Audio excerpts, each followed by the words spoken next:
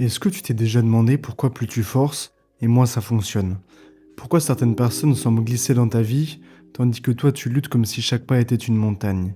Et si je te disais que faire moins mène souvent à obtenir bien plus? Alors reste bien jusqu'à la fin de la vidéo, parce que ce que je vais te partager pourrait changer ta manière de vivre, sans te demander de devenir un maître zen ou de fuir la réalité bien évidemment.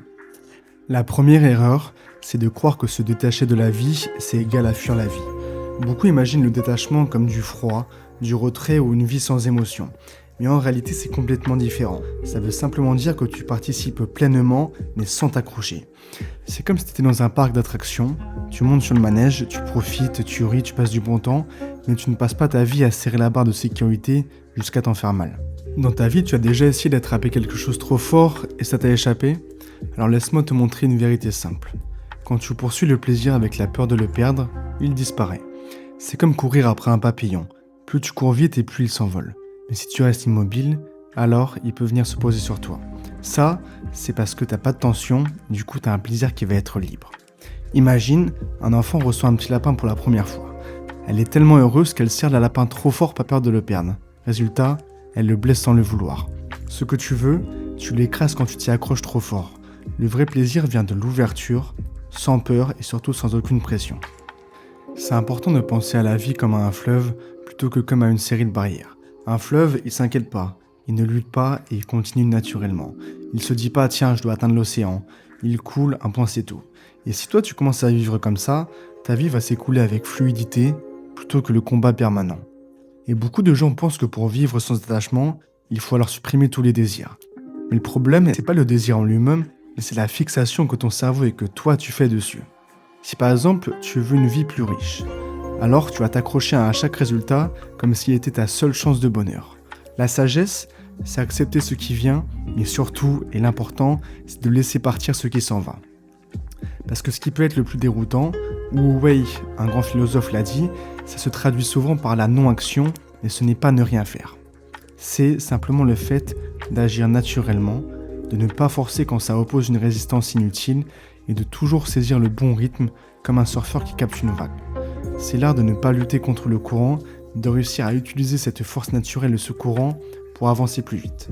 Pour ça, je prends l'exemple avec le judo. Dans le judo, tu ne fais pas constamment pression. Tu attends que l'autre soit déjà déséquilibré, puis à ce moment-là, tu utilises une petite poussée pour le faire tomber.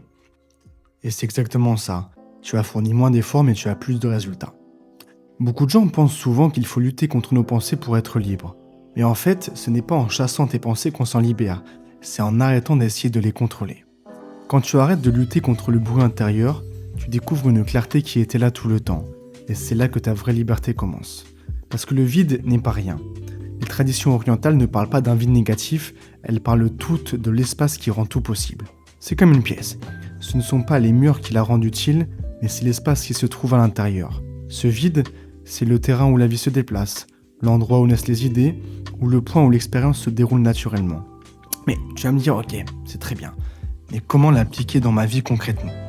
Toi, ce que tu vas faire, c'est 4 points précis. Tu vas arrêter d'essayer de contrôler tout instant.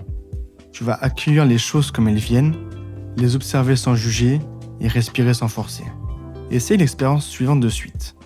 Ferme les yeux, arrête de penser à ce que tu veux contrôler et juste écoute.